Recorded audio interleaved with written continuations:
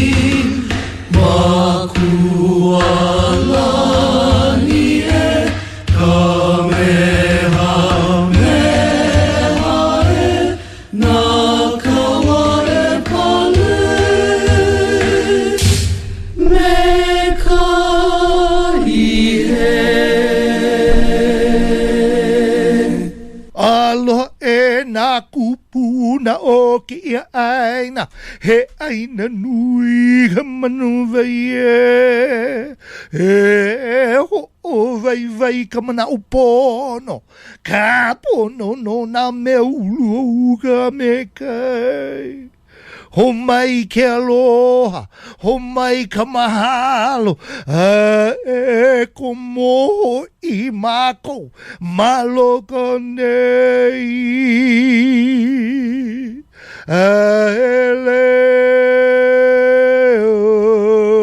Aheleo vale no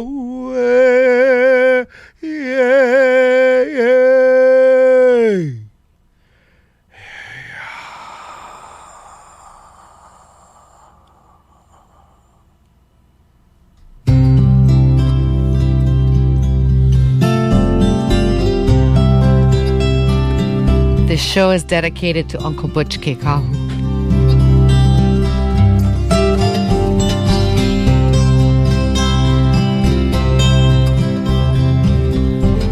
In 1893, United States Marines conspired with some missionaries and forced us into slavery.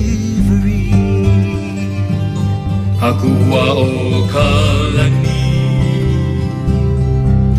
oh hear our plea, protect us from harm and set us free.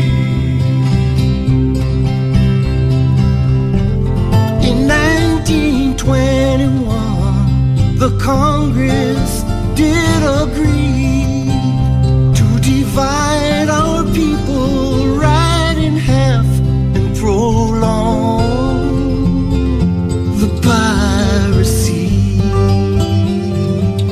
Akua o Kalani,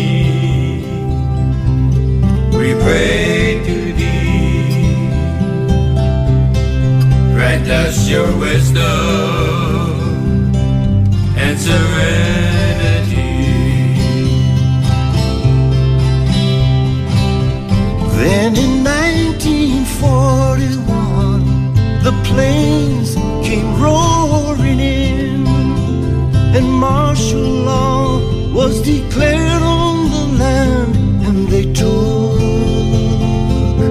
our families away. Akua o Kalani, oh hear our plea. Protect us from harm and set us free. And in 1959, constitutional democracy robbed Hawaii of its independence and took away the chance to be free. Akua o Kalani, we pray to thee. Grant us your wisdom and serenity. Now in 1994, the story has been told, a presidential apology to make the nation whole. Akua o Kalani, we pray to thee. Akua o Kalani, oh hear our plea. Akua o Kalani, set us free. Akua o Kalani, we pray to thee. Akua o Kalani, oh hear our plea. Akua o Kalani, set us free. Akua o Kalani, we pray to thee. Akua o Kalani, oh hear our plea. Akua o Kalani, set us free. Akua o Kalani, we pray to thee. Akua o Kalani, oh hear our plea. Akua o Kalani, set us free.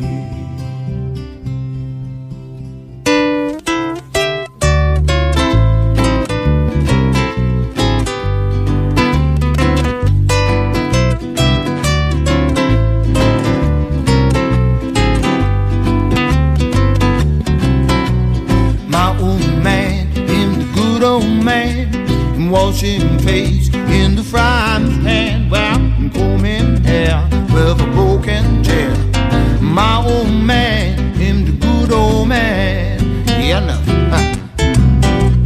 E kuku ele makule, kanaka mai kai, holo e onda makai de papa lai, e kai kona la oho, meka noho bloke ke ia, e kuku ele makule, e kanaka mai kai, Hey, so tell a fly, don't be sitting on me. I'm why here. When I'm feeling like the Palakukai. Oh, oh, oh, oh. Tell a fly, don't be sitting on me. Nuku kipukai ke aloha, honi ka radiation. Coming suicide Hawaiian home waiting this kika ke make a donkey no ke ia. Ukumbulia lukum kamambaya. Heaven only happens when you mark it desire. You better trust to push your step a little higher. Can't make a monkey no ke ia. People, the moral fiber of any society is perpetually dependent on the morality of kolako maukeke. And it appears that we who are in this present dysfunctional state, which illegally happens to be the 50th, have come to realize that it is in your mind that's relative to your spirit that controls the motions or the lacking thereof of all them Kanaka bodies in question, conservation, or colonization. So, Lila, brothers and sisters, at this present juncture in time, we, the Aboriginal people of this iron-colored heaven, find ourselves partner in the crosshairs of a society that had just been discovered, now find ourselves lost. And finally, with all this incoming progressive movement, we recognize that we are in a funk of moral constipation that is in immediate need of rectification, just spiritual anima. Can you sit on that, people? When I'm feeling like the Palakukai. Oh, oh, oh. Tell the fly, don't sit on me. Take it up, brother. Well, the business call it deficit. The Catholics call it sin. The brother Islam said it's infidels again. Well, the Mormons don't like it. Protestants, the heights of Kapalama. The fly said it's all the foreign kukai, blah. Tell the fly, don't sit on me. Oh yeah, I've been telling you when I'm feeling like a pile of kukai. Oh yeah. Tell the fly, don't sit on me. Oh, one more time. Tell the fly, don't sit on me.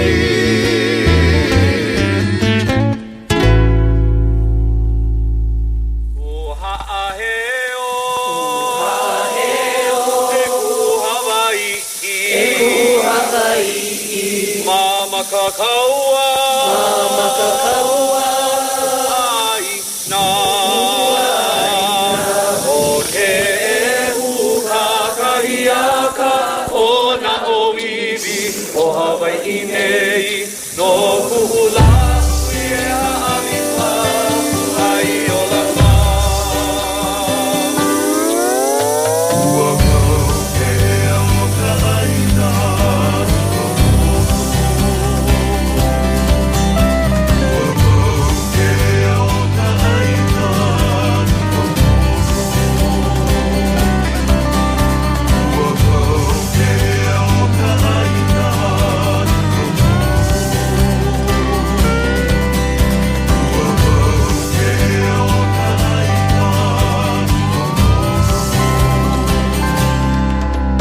For many years we've sat back and watched as foreigners came to our island. We shared with aloha, that's who we are. But forevermore we'll protect our own. Our sacred land, from our mountains to the sea, righteousness for all of us to be. It's a cry to our people to stand and unite. Uapoke o ka'aina i papono. Land is our mother.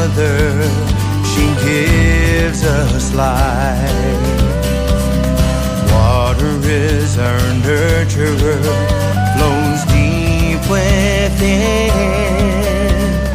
Kamo is our provider, feeds our soul. Hawaiians unite as one forevermore.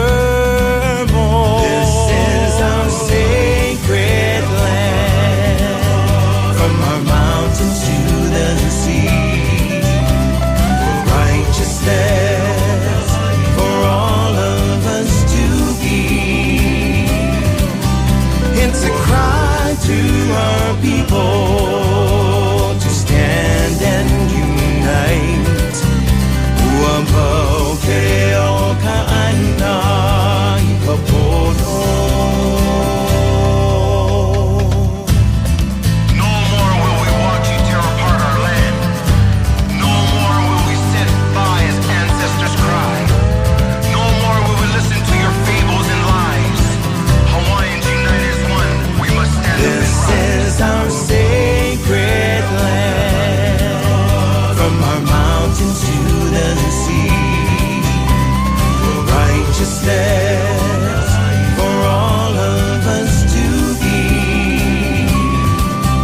It's a cry to our people to stand and unite. Uamoke o ka'ana I kapono.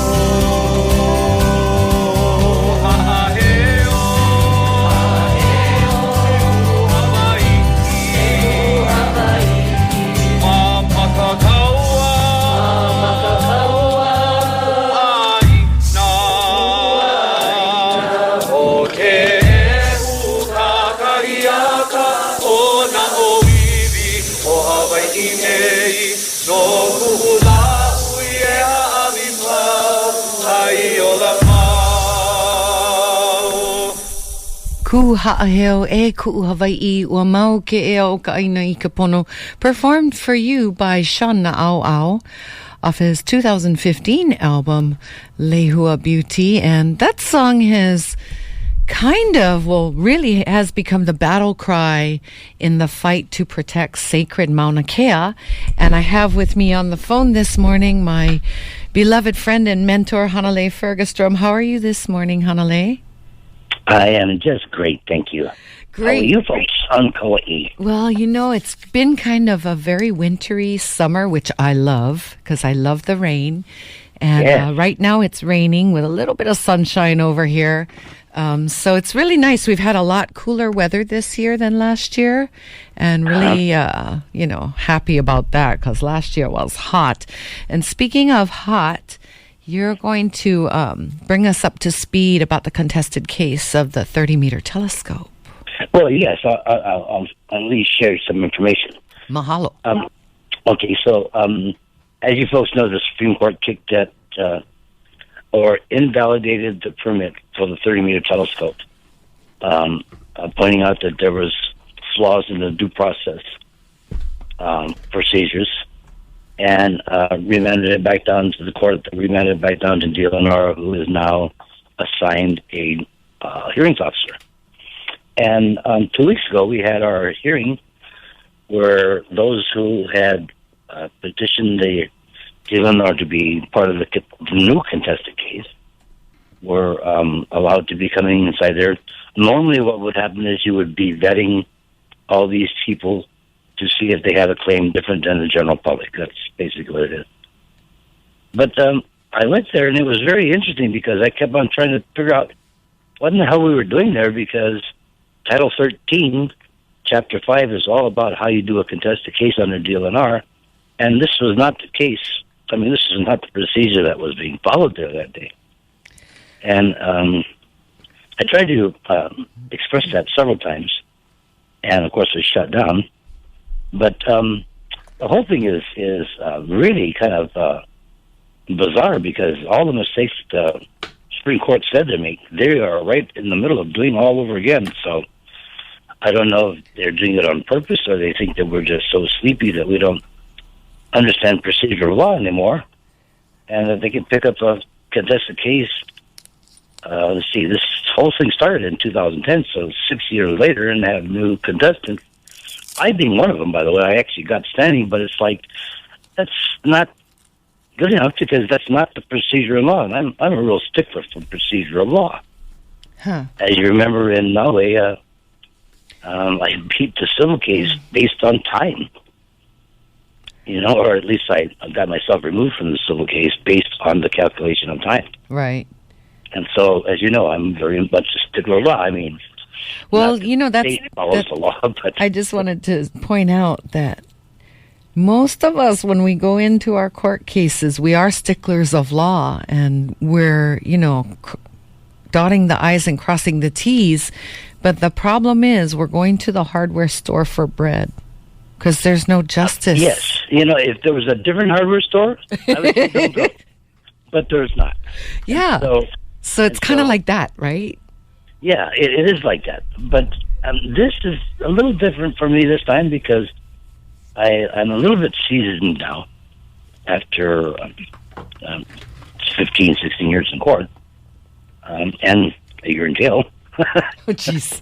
But I'm getting a little better at this. So, and so it was actually Bill Isla, the former director of DLNR, who told me, Hank, if you want to argue with us, you got to read the rules. And of course, that really pissed me off. But so I read the rules, and then I went in and said, "You guys ready? Okay, I need this and this and this." He says, "We're not giving them to you." I go, "Really?" I thought so. So I prepared a document for you to sign. It says you don't have to give it to me. And he signed it, and I took it across to the Office of Immigration Practices and started a case on it, which, of course, they ended up finding it my way. And, by the way, if anybody doesn't know this, I have the 80 of the original testimonies from TMT, which nobody else has. Wow. How can we listen to those? Well, they're not listenable. They're actual pages. I mean, it's court records. They're actual testimonies. They had to dig them out of the archives. Right on. And that was one of the things that really caught me is that on every page there was stamped archived, which I kept on asking myself, how do you answer these really big questions on the same day you heard the testimony? By the end of the day, what are you guys, geniuses? And then I realized they're answering it way before you got to the room, that the only thing your testimony does is get stamped archives and put in archives in case somebody questions it, because, oh, yes, we have this testimony. It didn't mean they considered any of it. But anyway, getting back to where we are now. The 30-meter case is starting. Motions are due by the 18th, although there's been some motions by Mr. Waterman, who's the attorney for the first contested case, asking for extensions, and there's just so much ridiculous stuff. But apparently they are pretty scared because they are dropping money all over the Big Island, trying to get people to, there's this new group called Pu'eo, Partnership for Unique Educational Opportunities or something like that, which is actually people off some of these so-called leaders from Hawaiian Homes that are stepping out there and saying that we support that. We want training for our children. I go, well, geez, there's 13 telescopes up there. How many of them employ Hawaiians? I mean, just case in point, right?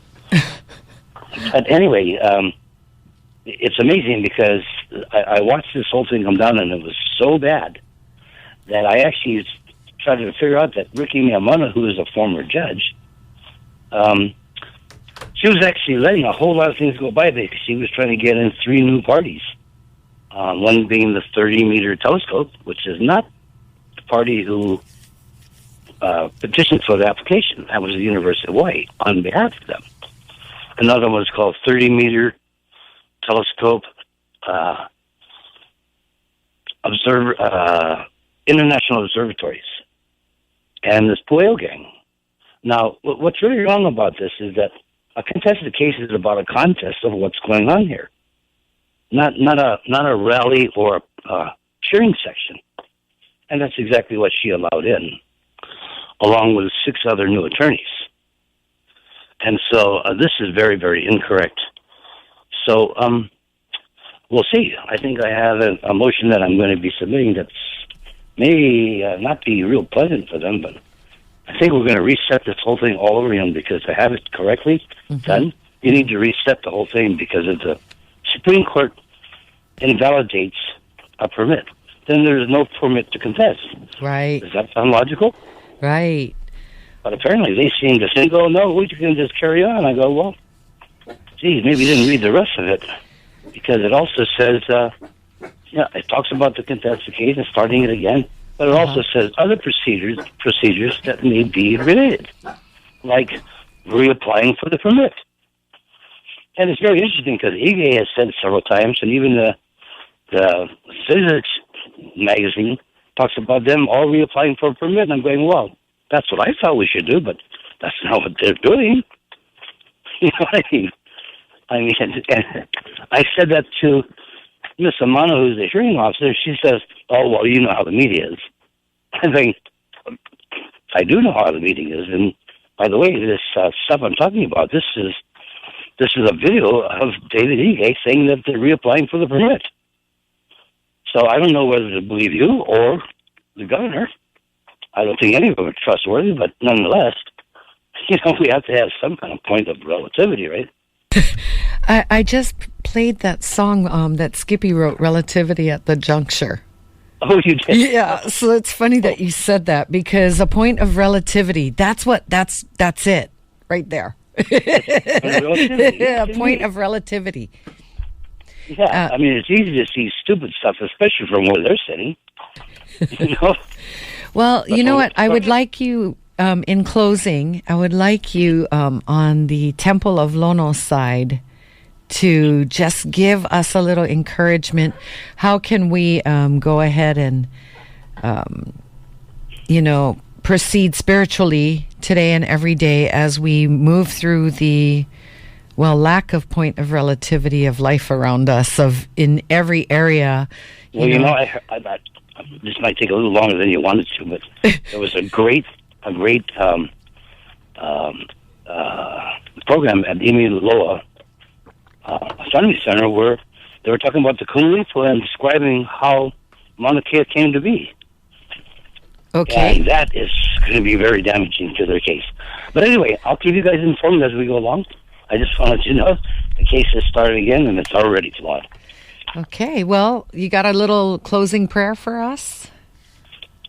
Yeah. Can we hemu? Well, let's do this one. Okay. E iho ano luna, e pi ano lalo, e hui ano namoku, e ku ano kapaya. Which means that which is above will come down, that which is below will rise up, the walls will all be built, and the hui will stand.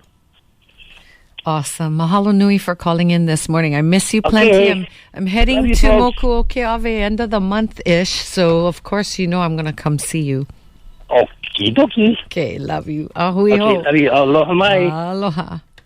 And that was Uncle Hanalei Fergerstrom, Hank Fergerstrom, on Moku Okeawe, and he has been fighting for Mauna Kea. Well, in dog years, it would be a lot of years, put it that way.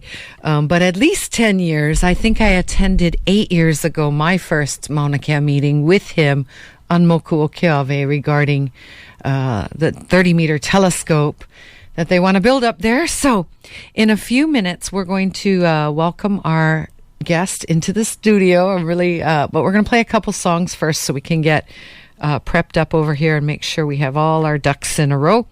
Because I'm a little rusty, If I get off the air for a little while, I'm like, wow. And especially the long journey that I made over to the home of the free and the brave over there. And I'll be telling you all about that in the next hour. But keep it right here on KKCR. I'm glad to be back. So I've missed you so much. And I'm going to play an oldie but goodie for you right now. It's by Damon Williams. It's called Free Up the Land. And you're listening to KKCR Hanalei, KAQA Kilauea. There comes a time when we have to do what is right for our people, for our children, for the sake of our beautiful island. And let no man disgrace this cause through cowardice. Free up the land. Free up the land. Free up the land. Hey, we're tired of hearing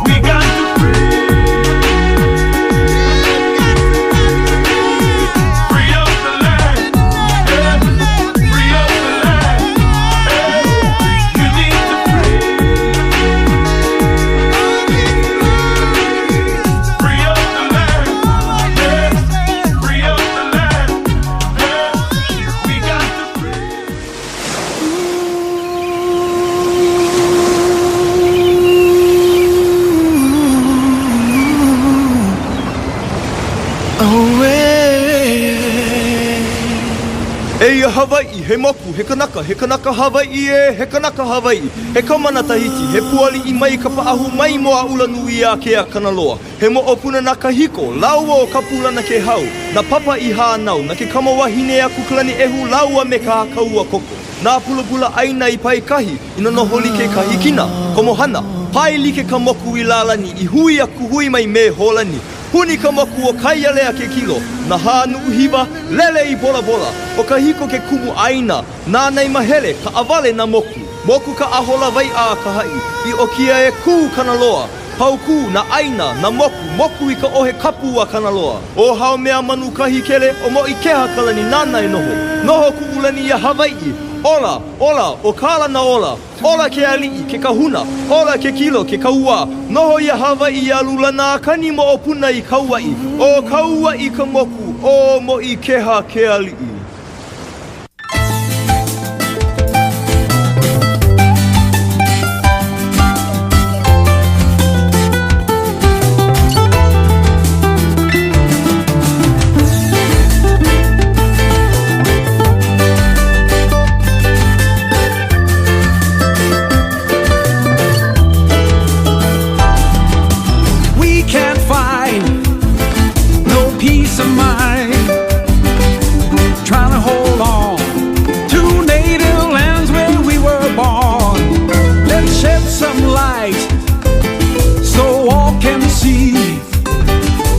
What went down in Hawaii's history when they came and they locked away our queen, marching in with their guns and their greed.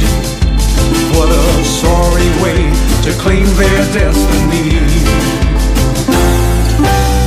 Kanaka Maoli, get up and see what's going on. We're growing strong. Inherent sovereignty is our true destiny. It was meant for you, our children too, and their children too. Hey-ha, hey-ha, hey-ha.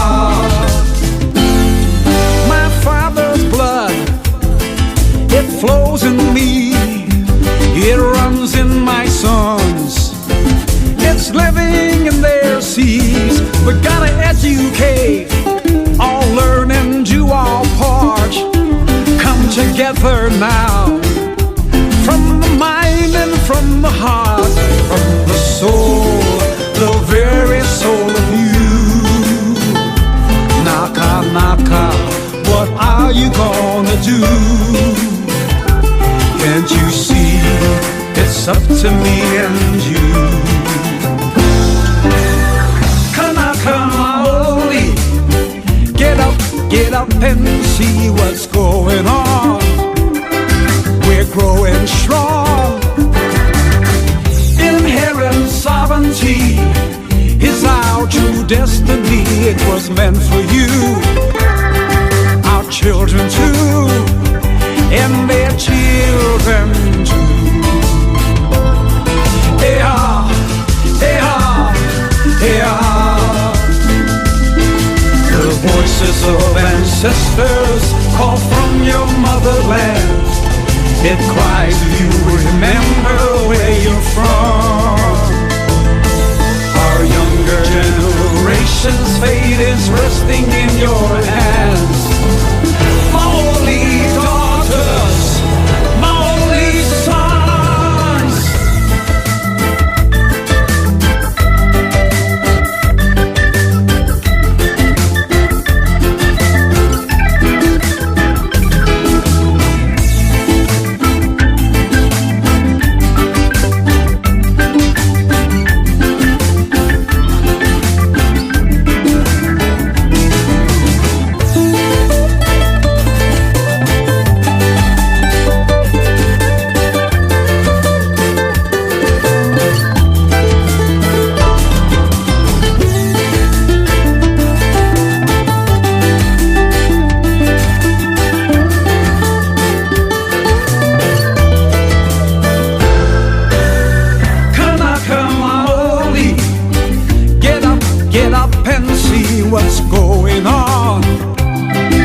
we're growing strong.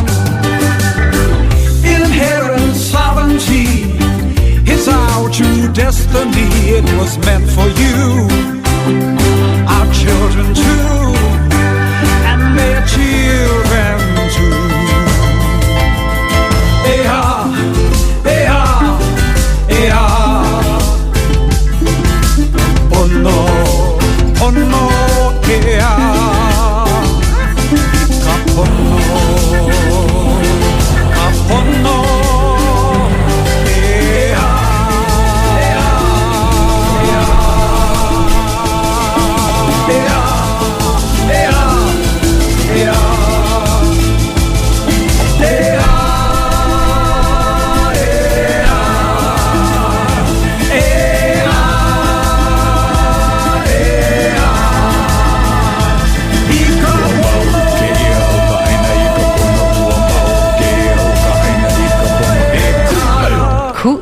Aloha kakahiaka.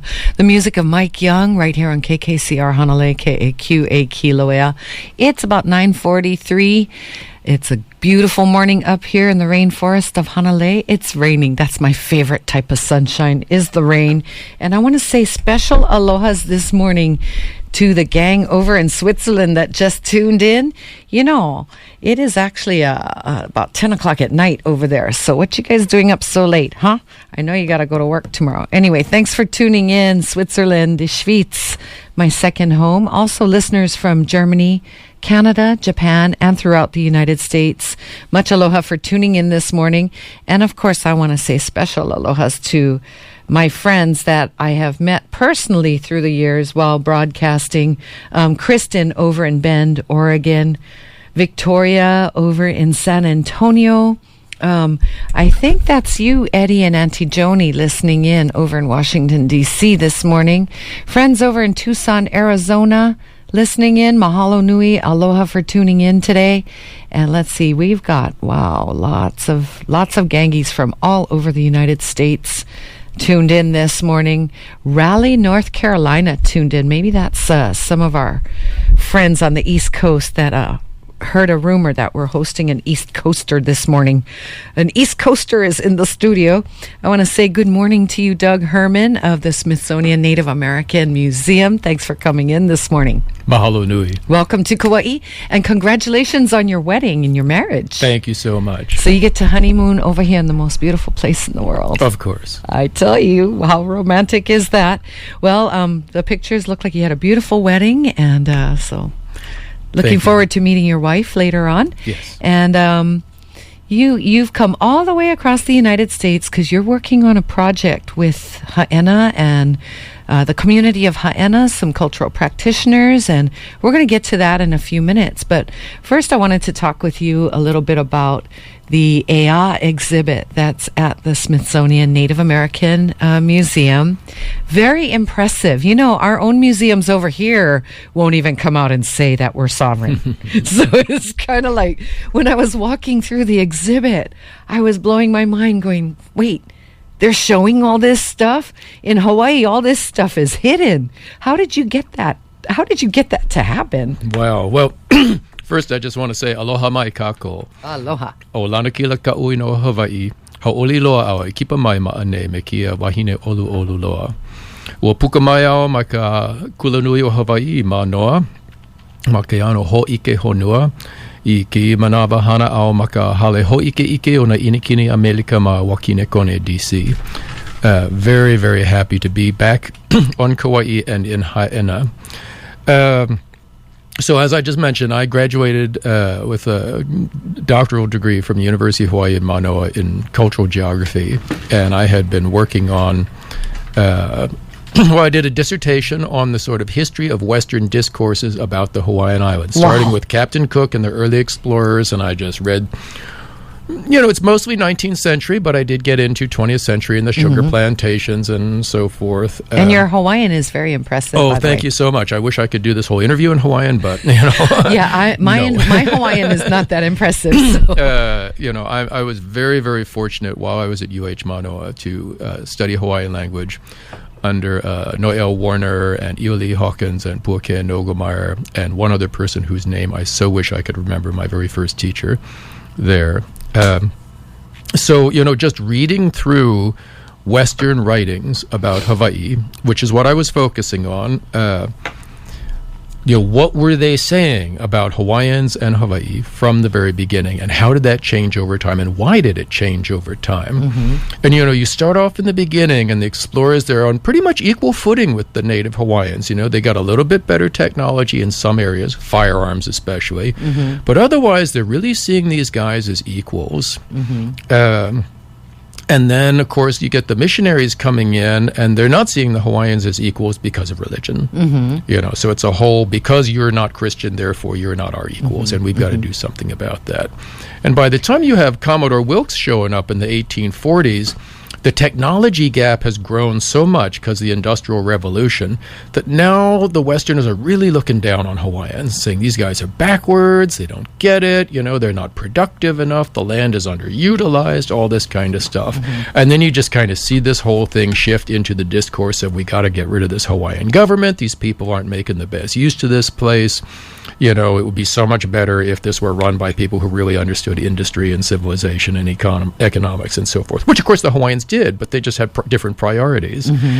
So, that's kind of was my background information on, just sort of leading up to the overthrow of the Hawaiian monarchy and what followed from there. And of course, what follows from there is suddenly Hawaiians become the happy natives. They sing, they dance, they smile, they're quaint, and so we have then the growth of the tourism industry. So before that, they're awful. The coconut bra. Yes, before that, everything about Hawaiians is bad. Leading up to the overthrow, everything about them is bad, awful, stupid, and then all of a sudden it switches over to, they're fine because they're just happy natives. They're entertaining They're us. entertainment, their background. They make this place special. Without Hawaiians, no aloha, but, we don't want them in positions of power. So, just watching that story, particularly reading the missionary journals was just so powerful, because that's the time when the epidemics are happening. And it still makes me break out in tears to think about it. When I got to the point where one of the main missionaries, I forget which one it was saying, he's gotten to a point in his life where he realizes it's too much. It's, what's going on. We don't need this anymore. These people have been through so much. It's just time for peace now. It's just you see this curtain coming down, and they're saying the Hawaiians are dying out. Whoever it is that takes over these islands, they'll inherit this great economic benefit, whoever it is, because the Hawaiians are going to be POW. And it's just so sad. But of course, they're not POW, and that's the great thing, so we get the comeback. So the EAC exhibition was originally a piece of a much larger exhibition that I had proposed called Aloha Aina, Hawaii, the Canoe, and the World, which was to be a 8,800 square foot exhibition in one of our main exhibition halls. The voyaging canoe was the centerpiece concept of that exhibition, how the values of the voyaging canoe teach us how to live on small islands, and ultimately how that teaches us how to live on island Earth. And that's really my big message. That's what I work on most of the time. But to sort of get to that story, you can't kind of skip over the overthrow of the monarchy and the loss of the nation and all that stuff. You can't leave that out. So that was in there. And then the museum said, look, this exhibition's too big, you're trying to do too much. And I said, okay, what if we just pull out that sort of 19th century political history piece? Because at the time, we were working on an exhibition in-house, we call it Treaties. They keep changing the name. It's Nation to Nation something. But the focus is treaties between the U.S. and American Indian nations. I saw that. I walked through that exhibit. Good. Yeah. It's very powerful if you read everything, if you're really interested. It's hard because you read some of it and then the truth of the treaty, and you're like shaking your head. It's for me, it was small bites, reading here and there, and because knowing what I know about treaties. It was very, very powerful exhibit. Good. So we have a very small gallery, a 1,200 square foot gallery, kind of oddly shaped space. It was a lobby originally that they transformed into a gallery. And I said, why don't we cut out this little 19th century historical piece and put it in that little bitty gallery at the same time you've got the treaties exhibition up, and this will be Hawaii's story, which is different, from because there is no treaty. There is, but there's not a treaty of annexation. Right. There's treaties, as we know, treaties of friendship and commerce and so forth. Violated treaties. Yes. So let's the same kind the Native Americans got. We got the same kind of treaties. And I was really, really fortunate to work with a lot of wonderful people. I mean, for the Aloha Aina exhibition, which covered all kinds of cultural arts, politics, everything. I did almost 100 interviews on all the major islands here. Every place but Niihau. And it was just fabulous working with so many people, Royal Society people, activists, cultural practitioners, voyagers. It was scholars, the whole spectrum. And, some of these people I've known for a long time. I was at UH from 84 to 92 in person. I technically graduated in 95, but I was gone already. And then back a lot from 2000, working on the Pacific Worlds Project that we'll talk about later. So I knew a lot of these people from before, and now I know a lot more people. I know some of them a whole lot better than before. And even more sort of focused people for the Sovereignty exhibition, Pokalai Nui, Keanu Sai, Lynette Cruz, who I've known for a long time, who Hanai'd me a few years ago, which was a very wonderful, love her. powerful event for me, a really transformative event. Leon Siu, and then Daviana McGregor, Liko, Melody Kapili Aloha Mackenzie involved, and I'm forgetting some people here. I'm ashamed. That's all right. They know who they are. They hopefully they know who they are, and folks from the Bishop Museum who were very helpful. The Bishop Museum helped facilitate the discussions, lend me the room. Marcus Hanalei Marzan, Kamalu Dupree's, wonderful folks over there.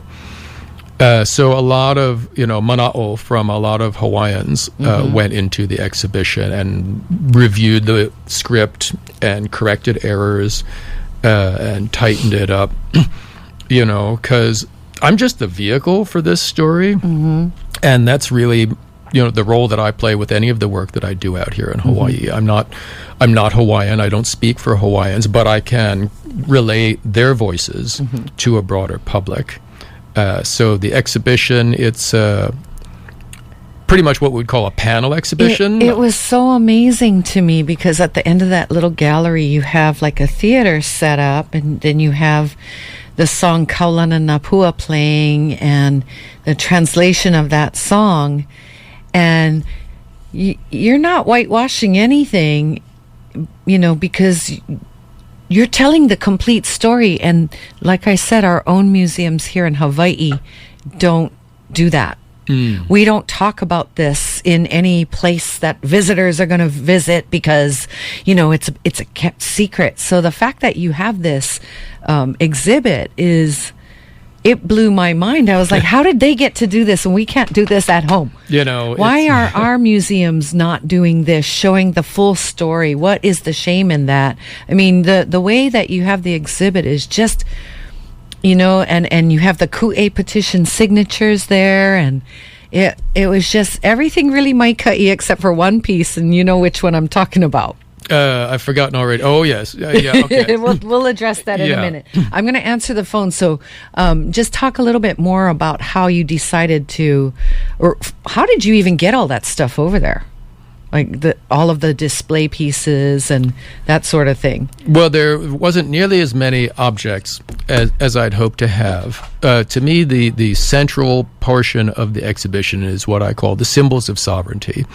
And I saw this on some little video on, I think, OEV TV, which I've never been able to find it again since then, but some young scholar was doing this talk in some classroom somewhere on what he called the symbols of sovereignty. And these are the internationally recognized symbols of sovereignty, which would be the stamps, the Universal Postal Union, coins and currency, national anthem, flag, and coat of arms. And these are the, again, internationally recognized symbols of sovereignty. I threw in the palace as kind of number 6.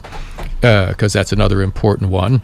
So those physical objects, of course, you can't fit the palace in there, were intended to be the center focus of the exhibition. So you would come in and you would see these objects in these cases, and you'd go, wow. That's what I did. You cannot not get that this was a sovereign nation. You just can't not get it. I even looked into Iolani Palace. Brother Kippen over there was willing to loan us the set of duplicate thrones from the palace. See, they won't do an exhibit there, but they'll let you take everything in. And real quick, our caller just said, thank you so much for what you're doing. Very interested and in agreement with you and what in line with what you're doing. And I need to mention your name more often. So we are speaking with Doug Herman from the Native American Museum, the Smithsonian, and your title is Senior Geographer. Senior Geographer. See, I was mistaken. I thought you were the Assistant Curator. Duh. But we are with Doug Herman, and we're discussing the Ea exhibit that's all the way over in Washington, D.C., an exhibit about Hawaiian sovereignty, about how we were sovereign in the day. The exhibit's amazing. It shows, it shows that the people were against annexation. It's not a big cover-up. Like the museums you walk into here is like, oh yeah, we just sort of morphed into statehood and, kind of a thing. So really, really great for me to get to be able to go and be, experience that exhibit. And real quick, it's the top of the hour, so I've got to do a little business, Doug, and we'll be right back with you. You're listening to KKCR, Hanalei, KAQA Kilauea, K224CQ, Anahola, K284AL, Haleiwa, 90.9 FM, Hanalei, 91.9 Island-wide, 92.7 FM, Anahola, Moloa'a, 104.7 FM on Oahu, 95.1 on the cable, and streaming worldwide on the web at kkcr.org. Please join us on the Songs of Sovereignty Facebook page to interact with us online here. And programs like Songs of Sovereignty are made possible by listeners like you and Kamoa Ukulele.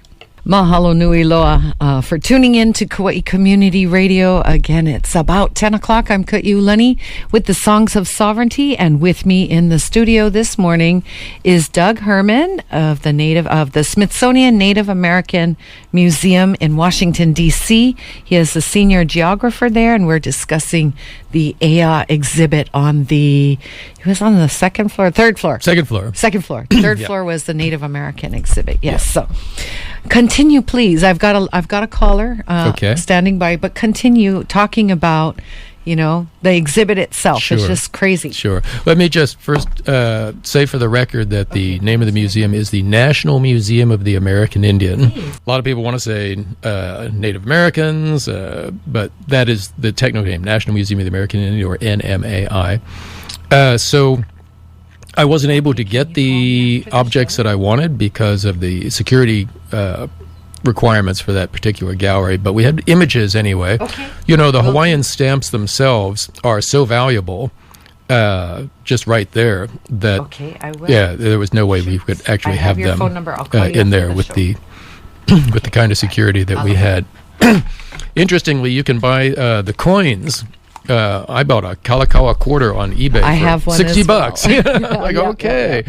Oh, you can get this. So anyway, the real mission of that exhibition is simply to tell the story. This is what happened. What are the pretty much undisputable facts of the story? And that's what it is. When it gets to the actual issue of sovereignty, we don't actually say that much. It gets down to, well, here's some different models, here's the federal recognition approach, and here's the opposition to it and why. Here's the independence approach, and here's the opposition to that and why.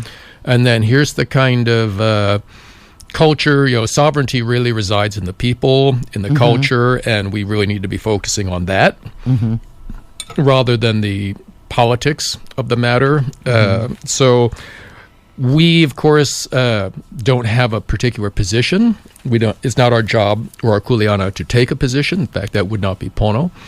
So we just kind of leave it at that. Here's you just show what it is, just and what it everyone is. can take what they've learned and move with it. That's exactly it. But you can't deny the story. Here's the evidence, here's the facts, here's the photos, here's the documents, and here, the one thing that I absolutely insisted be in the exhibition, and a huge mahalo to the designers who really didn't want to do it, but at the last minute they rallied and did it, is that we have a complete facsimile of the Ku'e petition, all 600 pages, in the exhibition. I kept insisting, I said, even though it's a facsimile, this is the presence of the kupuna in the exhibition. By doing this, they are here, and we recognize them. So that was, to me, a really, really wonderful thing. We got a flag from Iolani Palace. Thanks, We Brother just Kippen. had a comment from a kupuna, and she says, self-determination is not an option to seek. We are already self-determined because our kingdom still exists. There you go. So there you that go. was. I want you to know we've also just had a caller who's very interested. He's one of our cultural practitioners here on the island. He's very interested in meeting with you. So I'll give you his number. Wonderful. He's with the Royal Order of Kamehameha. So fantastic. My one thing that really still kind of is haunting me is the one part of the exhibit that is incomplete, and that is a timeline that you have. Yes, that's and it right. ends in 2011 with the Native Hawaiian Roll Commission. So I'm hoping, and actually that did happen in 2011, and there have been, there's been a lot of roles, so to speak, besides the Native Hawaiian Roll Commission that have come into existence since in this federal recognition vehicle that's really very illegal. And I don't really want to get into that except to just encourage you to continue the timeline, because we now have the Aha Aloha Aina, which has also been the Hawaiian system of Hawaiian governance that has been filed with the DOI, with the Department of Interior and the Department of State. And so that option is equal footing as the other options. So I'm really hoping that we can maybe put a little, a Post-it note on there or something, and just say, I'll get my Sharpie out. Yeah, get a Sharpie. Hey, the Hawaiian people don't want to be federally recognized. Yeah. They want their independence and deoccupation so we can swim in clean water. Right. And thank you for that. And I know a lot of people, if you are listening, you can go to the Smithsonian Native American website, Native American Museum website. We'll give the link to that later, or you can just use Google. And if you want to check out what they've got online there, it's not a lot. No, it's not much. On Songs of Sovereignty page, and also on licomartin.org, under Red Ribbons 2016, you'll find pictures of the exhibit and pictures of us performing at the Smithsonian. And I just have to say, that was like one of the highlights of my life, to be able to go over there and participate in all of that. And I haven't really even given a report yet, and I'll be doing that towards the end of the 10 o'clock hour. So you guys got to stay tuned over here if you want to hear about the Hanalei girl in Washington, D.C. at the Department of State. Oh, how did I end up there? My mother just shakes her head. She's like, I don't know how you do what you do. But we're going to move on to clean water. Okay. And specifically, some of the cleanest water we have on Kauai is in Ha'ena, and that seems to be where you like to be.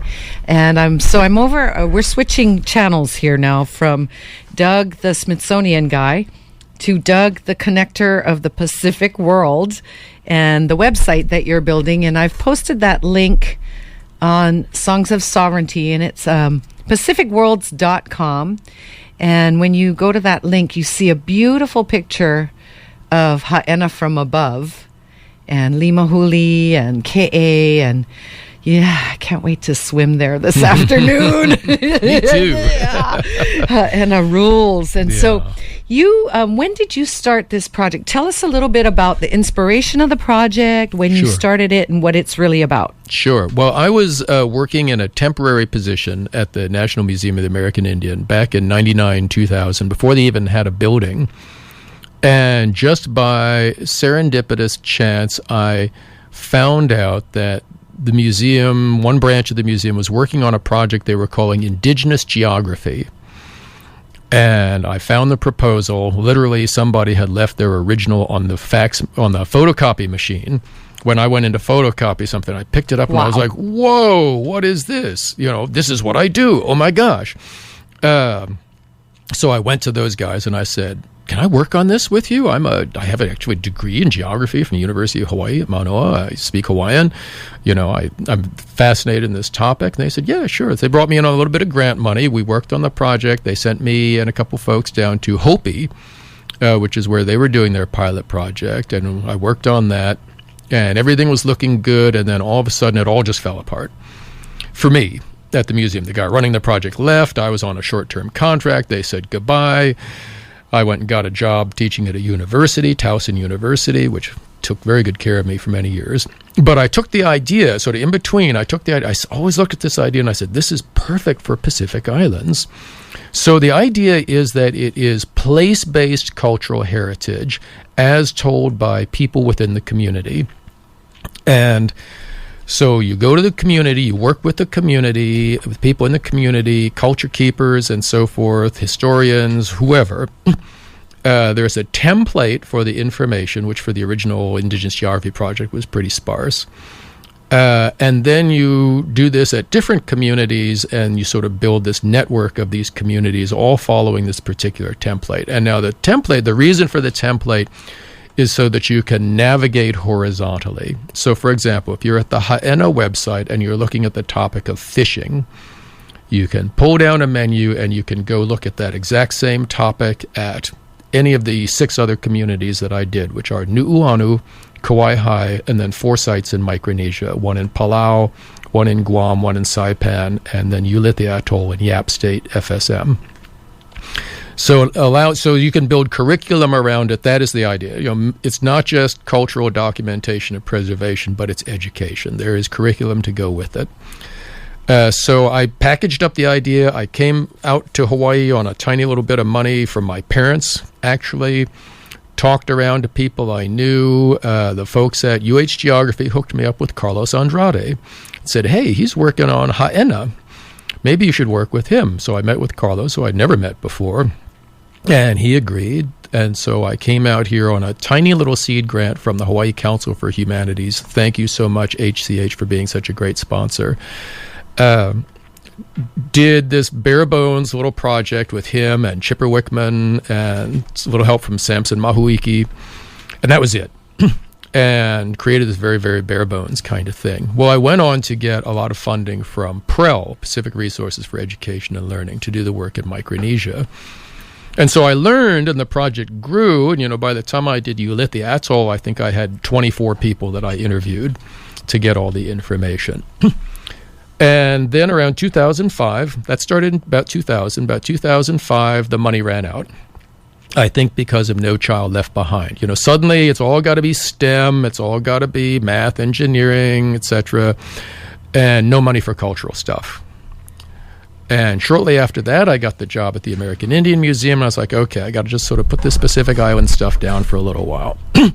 And I tried to re-engage with the Indigenous Geography project. That ended up being shut down before I ever really got my hands on it. And now isn't even on the web anymore, which is kind of a loss because there are a lot of really good community information there, including a site on Hana, Maui. Mm-hmm. But I kept on working, and then I have this little grant from the U.S. Forest Service, which they actually gave me for the Aloha Aina exhibition, which never happened, and it never happened for reasons I really don't understand. My museum just changed their minds all of a sudden. So, nope, okay, never mind. So I had this grant, I had to spend it, and I said, well, how about we go back and get Pacific Worlds going again? Let's go, and to do that, let's go back to Ha'ena, which was the first one I ever did, and it was so bare bones, I only interviewed 3 people, and use that to expand the project. And by this point, I was doing a lot of work with indigenous peoples and climate change, and I'm really, really hugely, deeply concerned about climate change for all of humanity. And indigenous peoples are generally the ones who are feeling it first and seeing it first. And I was like, well, these places every place on Earth is going to be totally different in like 50 years, the way climate change is going. So now is the time to document as much as we can of the traditional culture and the traditional values and practices. Ultimately, for me, it's all about the values. How do we as human beings live on this earth? That's what it comes down to. And what do our traditional cultures tell us about that? Because the environments are going to change, the agriculture is going to change, the fishing is probably going to change, everything's going to change. There's nothing we can do about that. But what is it that our ancestors taught us that is most important about how to live together on the planet, live sustainably, look after the environment, to malamapono about everything we do? That's the real key. And see, this is my challenge, because my other name for this beautiful place is Disneyland. So my challenge as a Native person, as a Kanaka from here, is exactly that. How do I tap into our values, our traditions, and how we are told and taught by our kupuna how to continue as human beings, and then bring that to now the people that are visiting Disneyland. Yes. And so, I've had this love-hate relationship with our visitor industry, and I am now encouraging all of our Native people, every Kanaka should be working in the visitor industry, and we should be controlling the flow of information so that, because our information to these people, we might think it's very small, when we give them our cultural interpretation. And if you go to places like Ireland, they really are very matter of fact, just like the exhibit at the Smithsonian. Very matter of fact, this is what happened, this is what we're doing now, and this is how we're trying to overcome. And so as we give our guests information, hopefully some of it sticks, because when climate changes occur, when when the SH blank blank hits the fan, you hope that some of the things that you're trying to teach people that come here that are actually the truth about this place will stick in their minds and help them, create changes in their lives as human beings. Specifically the concept of aloha, for example. Absolutely. Right? And I gotta say, I saw a lot more aloha in Washington, D.C. than I do here when we go to our state capital. Interesting. Oh, yeah. We are not treated well at all. In fact, we're just pretty much ignored. And so it was really refreshing to have the Department of State, being so nice to us. We're not used to that, because when we go to government here, it's like, those darn Hawaiians again, they're here. How do we get rid of them? How do we get rid of them? Because we don't want everyone to know what they're saying. So in terms of today's world, I've been going through your website. I've been to look at it quite a few times. And what I really like about it is that it's not a cultural prostitution of Hawaii. You're not saying, come here and come to Disneyland and ride the rides and, go out to dinner and all of that stuff. You're bringing people on a virtual visit of Hawaii and sharing with them true cultural interpretation here and through the eyes of the community members. So it's really kind of a very different website than I've really seen regarding Hawaii. Normally people come here and they're like, I'm going to build a website, I'm going to make some money off of it. Right. Your goal is to share culture, and in hopes, like you said, that it continues and furthers the human race. Yeah. I'm absolutely convinced, I believe with every fiber of my being, that deoccupation is the key to the salvation of this planet. And I believe that we as Hawaiians have that kuleana that we were born with, that was told to us, you are to feed the world. You are to make food and feed each other. And one of the things that I like to counter the money movement is what we'll call it, federal recognition, the money movement, is who is your closest relative? Who is your closest living relative? Hawaiian. If you go in real Hawaiian, you're going to know the answer to this. Who is your closest living relative? And I'll give you a hint. It's not your mother. It is haloa, the kalo plant. Okay? And so for us, if we make the relationship with anything else come in front of that relationship with haloa, then we are out of balance and we are not being Hawaiian. We are being something else. And that, I think, is what's really hard for our people, because we're being pulled, you know. Someone says to me, "Oh, what, you guys going to go back and being caveman?" And I'm like thinking about it, and I'm going, Well, Hawaiians have always been a very modern people. If you just look at Absolutely. the AR Absolutely. exhibit, you can see how progressive and modern our ali'i were back in Yes. the day. I don't think we got to be cavemen, but actually it sounds kind of good to me, you know, to just get up every day and go take care of your kalo and take care of your children and then go fishing. And, you know, at the end of the night, you're tired because you've worked and you've fed people. Yeah. It really doesn't sound that bad to me. And we've got a caller.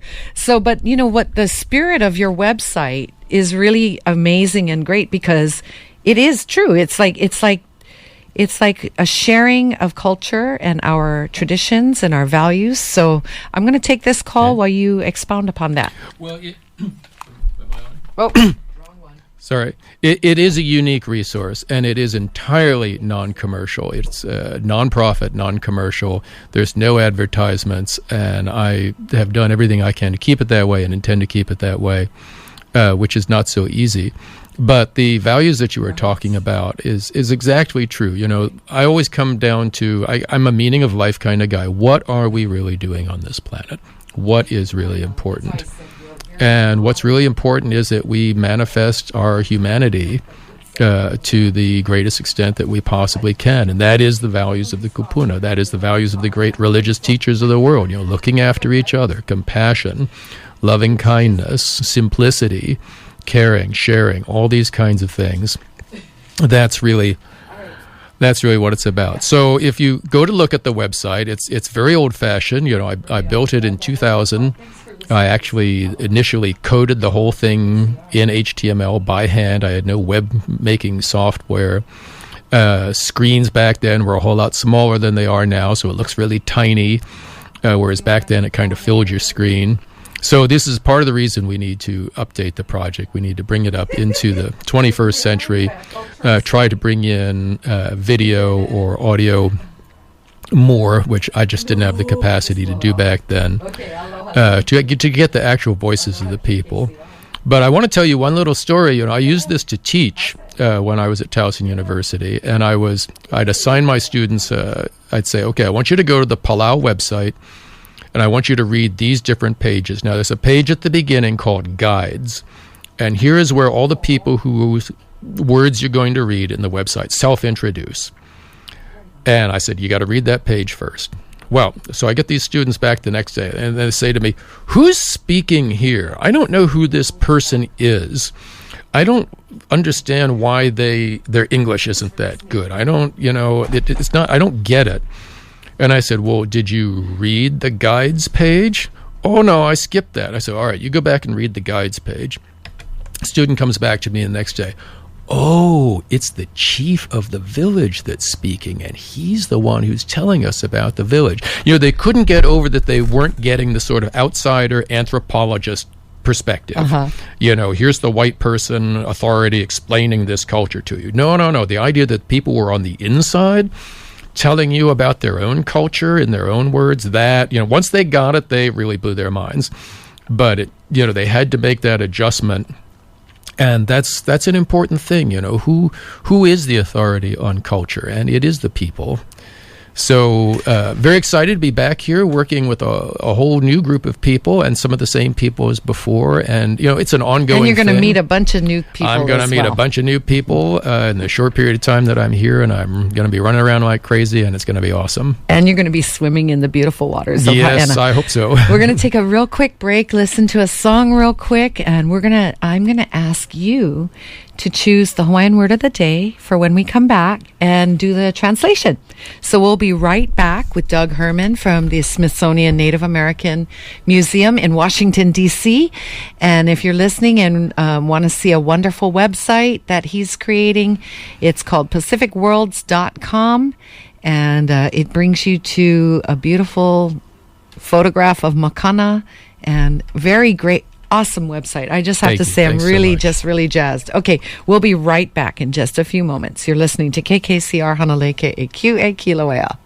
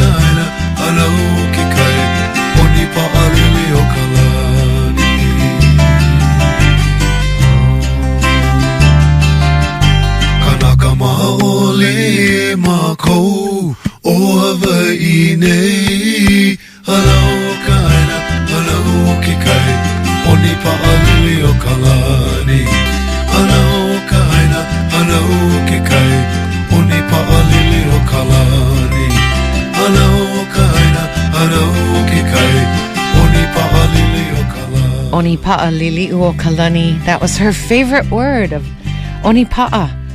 And to see our Onipa'a that we just did, go to licomartin.org and click on red ribbons, and you'll see how we retraced her steps. Well, I didn't go the whole way, but yeah, it was an amazing journey. We'll get to that in a little bit. And you're listening to KKCR Hanalei, KAQA Kilauea.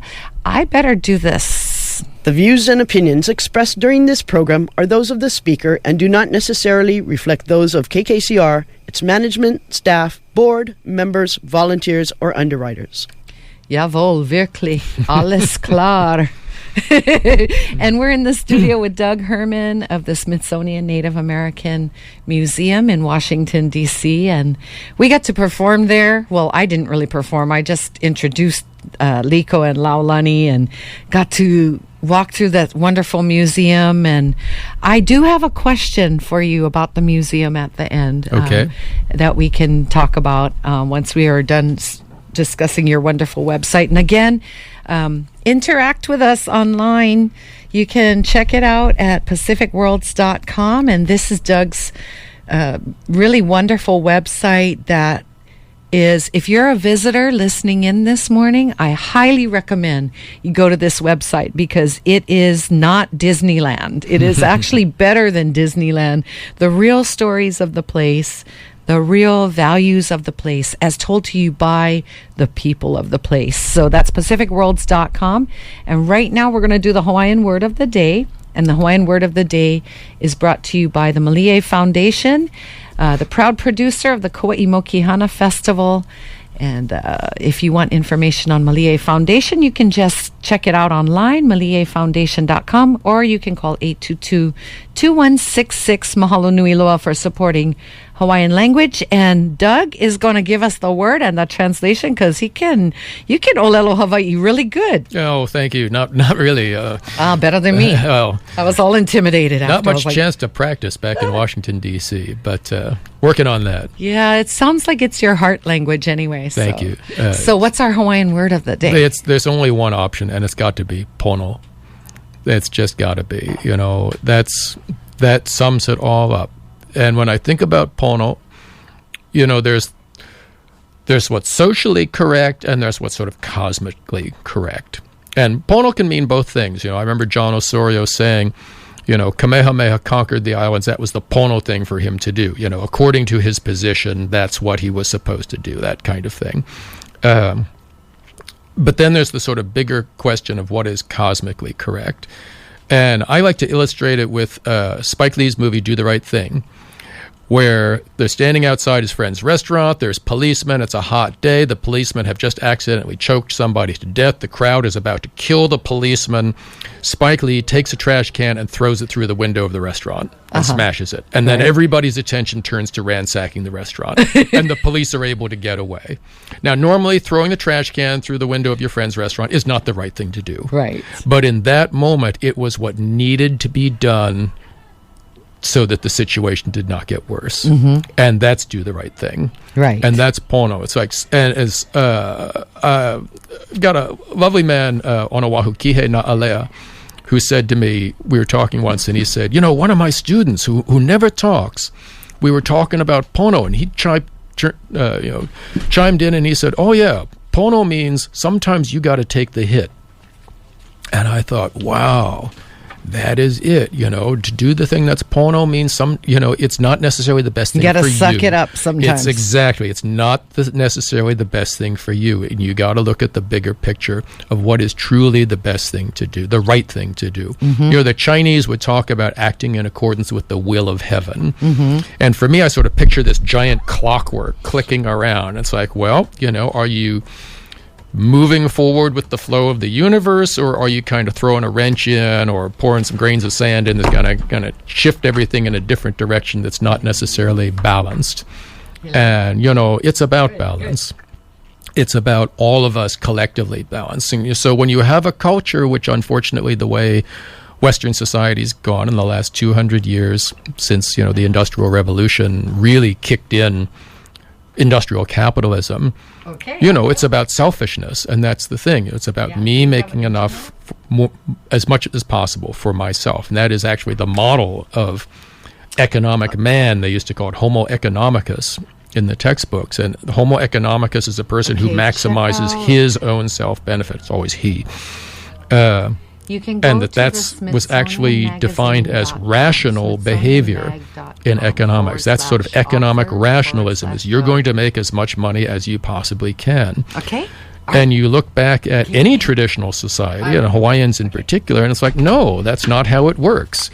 That's not how you create a healthy, balanced society with everybody trying to make as much as they possibly can for themselves. And of course, the way you have as much money as you possibly can is by giving away as little as you possibly can, paying minimum wage, all this kind of stuff. So then you get stinginess and all this other kind of thing. A'ole pono. It's a'ole pono loa. I mean, it's just so not there. You've got a lot of people excited. One brother said, oh, this guy, I don't know where he learned that, but he get him. This other brother that just called in, he is looking for, have you written any books? I have not written any books. I would like to publish my dissertation eventually. I just haven't had time to do it right now, which is this sort of history of Western discourse in the Hawaiian Islands. I've published a bunch of articles out of it.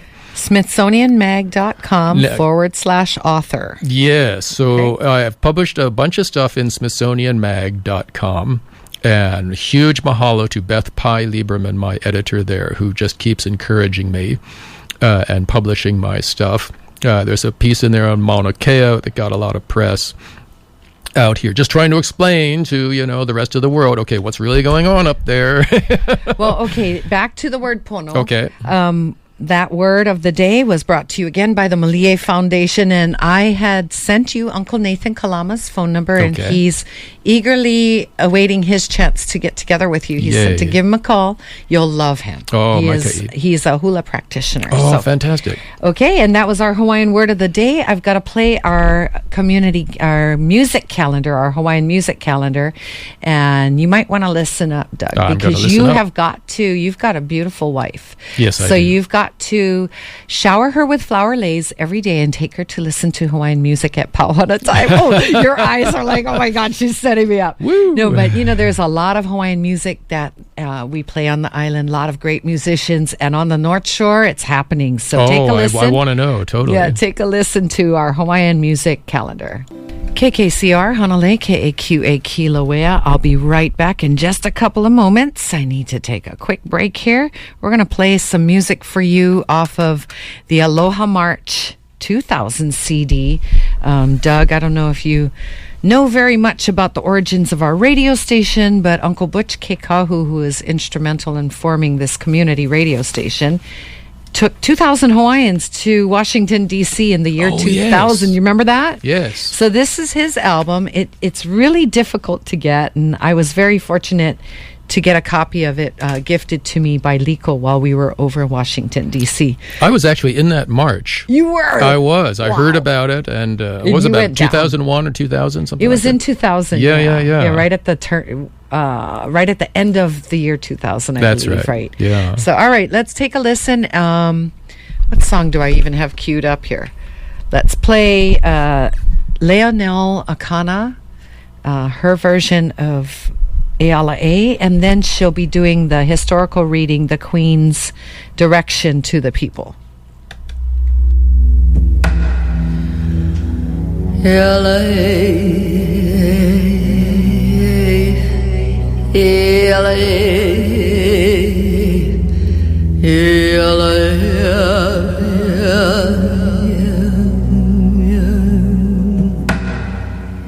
We, the voices behind the face of the Hawaiian nation, the Hawaiian race, rise for justice. The day has come for all our people to stand as one.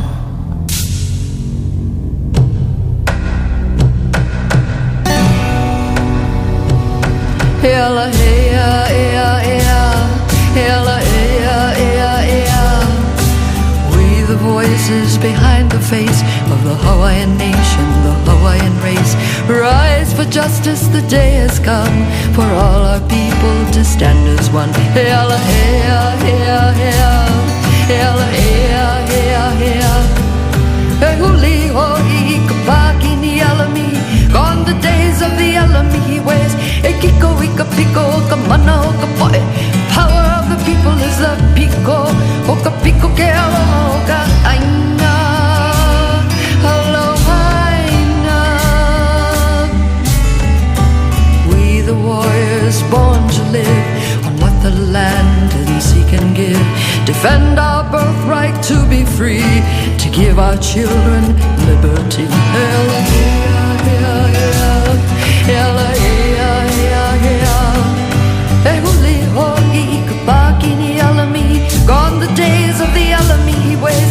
Ekiko ika piko kamana oka poe. Power of the people is the piko. Oka piko ke aloha oka aina. Aloha aina.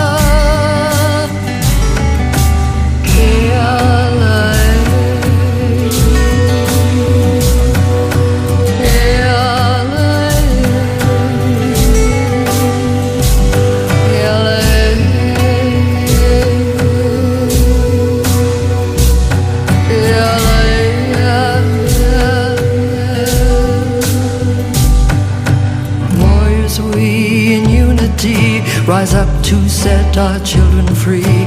Come, my brother, and listen to Mother, Papa calling you.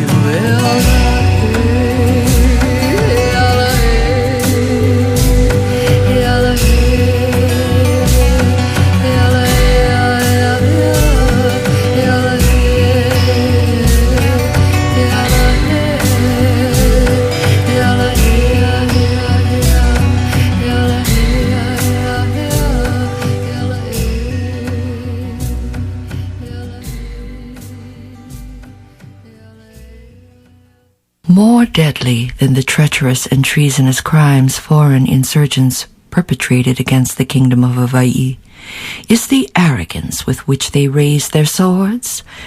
They have betrayed a loving people who had welcomed, sustained, and fattened them, with the arrogant notion that we were a people incapable of self-determination, regardless of the historical truth that we had sustained a spiritual, happy, and healthy existence long before their ancestors had ever set foot on our pristine shores.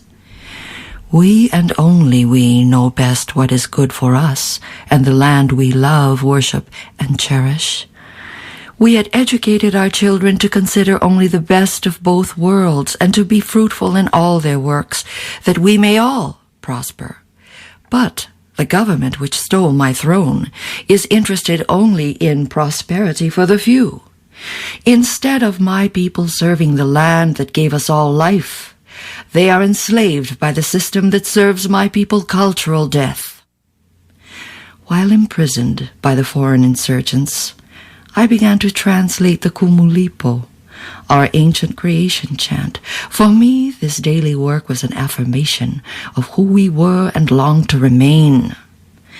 Outside my prison walls, I knew our children were being beaten for speaking Hawaiian at school, that our spiritual and traditional medical practitioners were being driven to the mountains to hide in caves, that our sacred lands were being desecrated, our elders berated, their native tongue silenced out of fear for the children.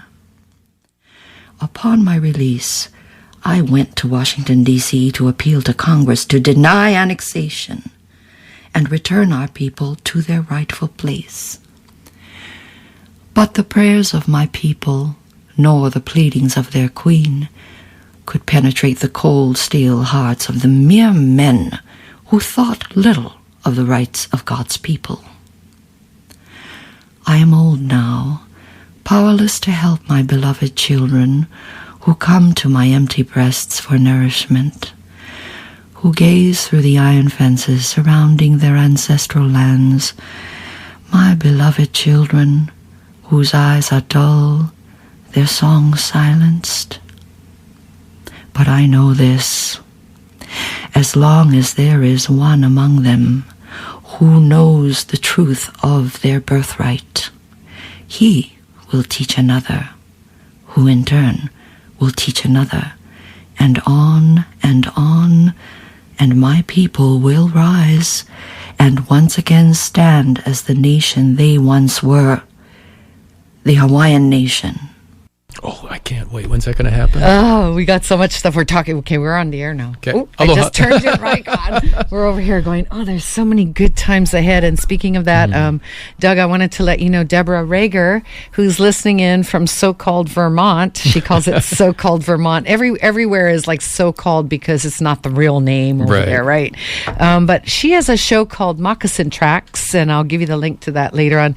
She says, thank you for sharing on community radio, and glad we mentioned the timeline because there are some good times coming, and keep rocking the love music, she says. But stoked to have you on the air. We're with Doug Herman from the Smithsonian Native American Museum, and we are talking about your baby, PacificWorlds.com, and what a great vehicle. Just an amazing website. I might stretch and say it might be the best informational website I've seen yet. Wow. About Kauai. Wow. Okay, of course, you're not going to see there's no Disneyland in there. So there's zero Disneyland. So that's what I really like about it, because it's really a very informative site. If you're visiting and you just landed on our fair shores, I want to encourage you to check it out if you're interested in the true cultural information about Kauai. This website has... under Native Place, for example, it talks about Lohiau, the hula school, Makana, which is, I named my brother after that mountain. Oh, how nice. I grew up looking at that mountain every day, and I named my little brother. I was lucky to name my brothers. And Halepohaku, the legend of Halepohaku, I haven't even thought of that story in so long. And Heiau up in Limahuli. You've got some language stuff here. Then if you click on the C, it talks about the introduction. Okay, I'm just going to read it. Introduction and orientation to the shoreline and offshore locations. Story of Koamano, the shark warrior. Unreal. And also the information on dune burials at Ha'ena. Yes. And I don't know if you know about me being the bone lady around here. I know something about it. Yes, I've got some bones out here in those dunes. We've all got some bones out here in those dunes. So great information. Great information about place names. And then here on the reef, I love this. Uncle Samson Mahuiki tells stories about his mother fishing for he'e and the manini on the reef at Ha'ena. So really a great site, amazing. And of course, we love you, Uncle Samson, if you're listening in right now.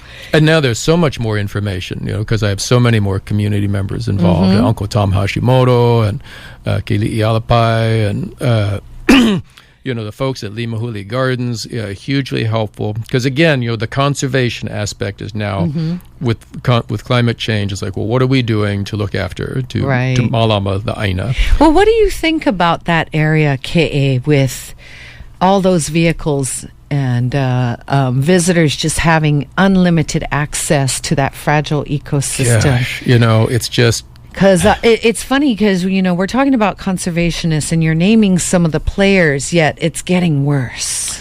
Well, I remember being out there many years ago with my wife at the time.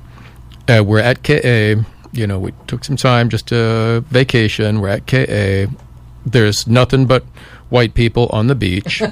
And these guys were talking about how to take live coral, with the baggie and salt water, how you can get some live coral to take home. And I'm thinking to myself, you're kidding me, right? And they've got their pool noodles and all this kind of stuff. And I'm, so steeped in the culture of the place by that point, having talked to all the people that I've talked to and knowing that the very name of the beach means avoidance because it was so kapu. And here's all these people acting in these ways that were so just not pono and not respectful. So, you were talking about Disneyland and telling the visitors the true story. Of course, they don't want to hear it, and the visitor industry is built around, not telling them that. As I understand, I don't want to, criticize the visitor industry because it's, a lot of wonderful people, and everybody's trying to do the best they can. But well, I just have to insert in there, my criticism of the visitor industry is that it's irresponsible in its forward movement. There is irresponsibility happening where people are actually dying here that come and visit because they have unlimited access to any sacred site. And we were going to talk about those sacred sites. Death by selfie has become very much an issue. It's really happening. It is happening. Yeah, I myself have witnessed, I'll take people to look at waterfalls and they're standing on, these girls dancing naked on the edge of the waterfall, taking selfies of themselves. And it's just really... because the visitor industry this is my critique of it. Number one, it's largely run by non-Hawaiians. It's non-Kanakas.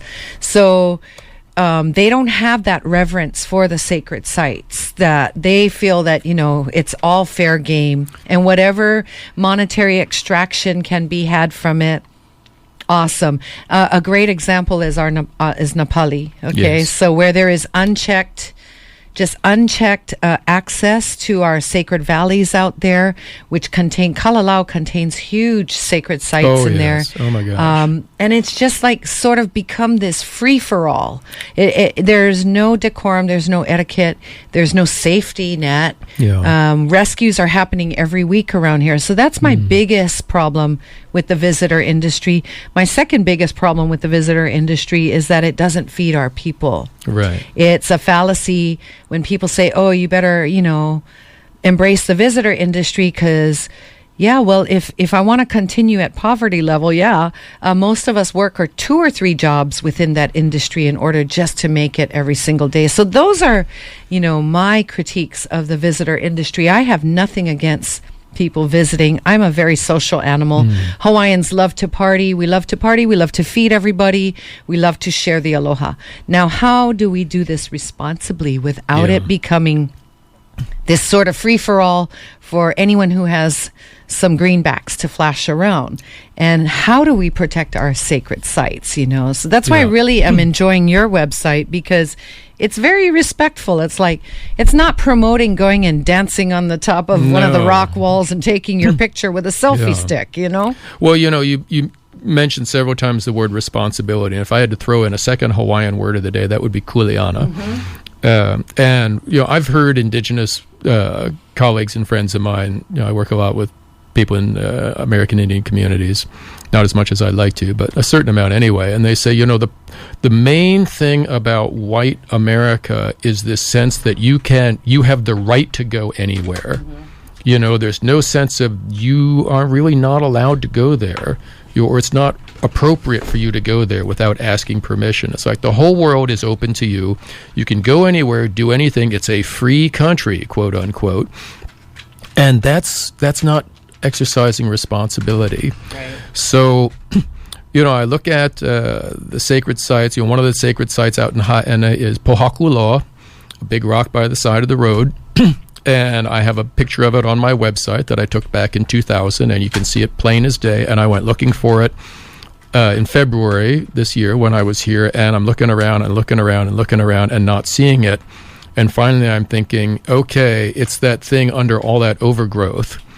So I talked to people in the community. I was saying, hey, who malamas these sites? You know, shouldn't somebody be clearing that stuff off? And the response I got back was, well, we actually prefer it to be covered over because surfers were sitting on it to check out the surf.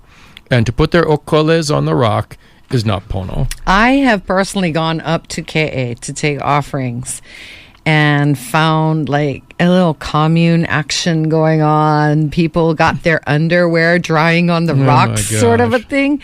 And so it's really amazing to me, the lack of common sense is pretty much, because I'm going to give my fellow human beings the benefit of the doubt. I drive around here and I'm gaga. And I'm from here, and I just look around and I become lost in all of it. And I can just imagine someone arriving here for the first time and seeing what we get to see every day around here, and how that would kind of cause you to lose your sensibility maybe a little bit. And, you know, maybe you feel like you don't have to, it's not real, so you don't have to really behave or whatever. Well, that's it. That's it. You know, that's totally it. It's presented as not real. And, you know, you have people up here doing like Jurassic Park tours and stuff like that. That's what they've come to see. I'm like, you came to see Jurassic Park stuff? Come on now. You know, you're in Hawaii. You've got one of the most fascinating, powerful cultures around, you know, within the confines of the legal United States or illegal United States, however you want to think about it. You know, the internationally defined United States, and you're not learning about it. So this is where I think the visitor industry needs to take on some kuleana. It's like, you need to, you know, it's not playland. It's not free for all. You cannot go anywhere and do anything.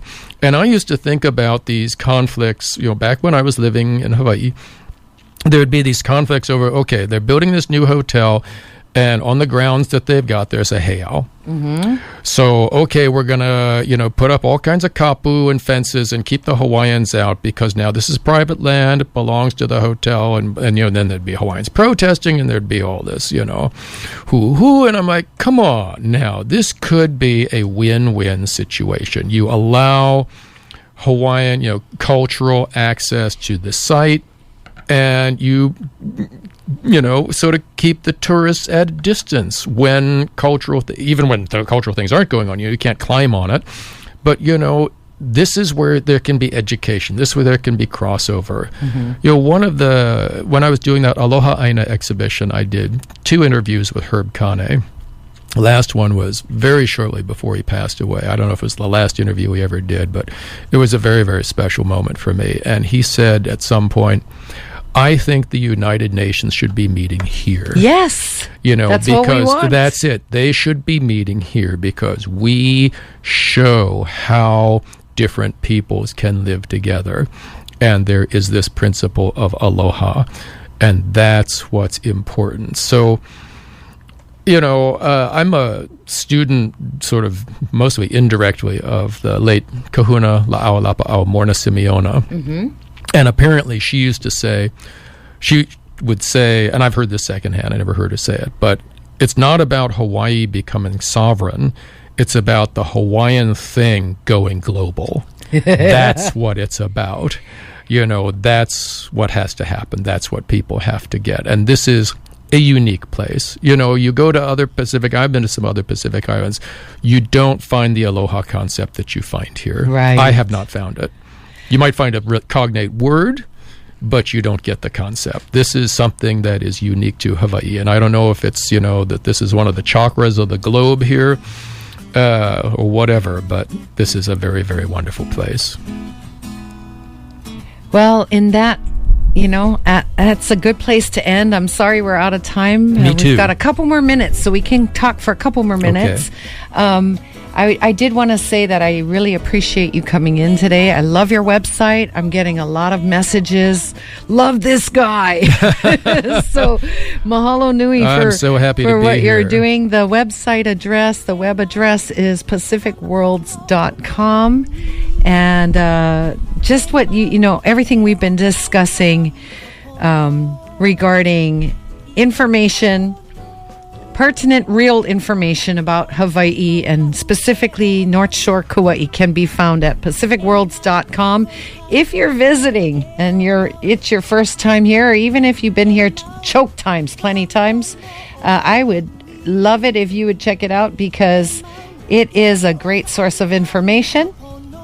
And this is information you're not going to really get to see anywhere else. So check it out if you are interested in visiting Hawaii virtually at pacificworlds.com. Any last thing you want to say? And by the way, I'm really sorry that we didn't get to Kinky Bodinki and Frank B. Shaner this week. We will get there next week, I promise. I know people are wanting to hear Frank B. Shaner's Adventures of Leimomi, so we'll play that next week. But we've been having great conversation with Doug Herman, and again, congratulations on your marriage and your beautiful website. Anything else you want to say? Well, I've got to put out a huge mahalo to the folks at Ha'ena, the Hui Maka Ainano o Makana, the fishing hui people. Just everyone has been, Limahuli Gardens, National Tropical Botanical Garden, all the folks out there who have been, and I hope will continue to work with us on the project. The whole project is about being pono. Mm-hmm. That's it. If I'm not pono, it's not pono, and it's not gonna work. And it's gotta be pono in its execution and in its process and in everything we do, and project that out into the world. So just, again, huge thanks to the folks of Ha'ena and elsewhere on Kauai who will be helping with the project. Great. Thanks for coming in today. And you've been listening to Doug Herman of the Smithsonian Native American Museum and talking about his website, pacificworlds.com, a great resource. Even if you're from here, if you're teaching kids, if you want to have any information at all about the land you live in, I would really highly recommend checking out that website if that's what you want to know about being over here. If you want to be dizzy, stay dizzy. I get it.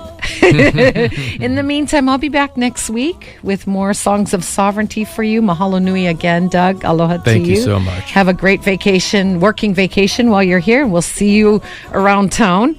And you've been listening to the Songs of Sovereignty on KKCR Hanalei, KAQA Kilauea, K224CQ Anahola, K284AL Haleiwa, 90.9 FM Hanalei, 91.9 Island-wide, 92.7 FM Anahola Moloa'a, 104.7 FM on Oahu, 95.1 on the cable, and streaming worldwide on the web. Programs like Songs of Sovereignty and What's Up Next, Democracy Now! Are made possible by listeners like you, in partnership with our very generous underwriters. Mahalo nui loa for supporting Kauai Community Radio. Again, mahalo nui for tuning in. I'll see you next week.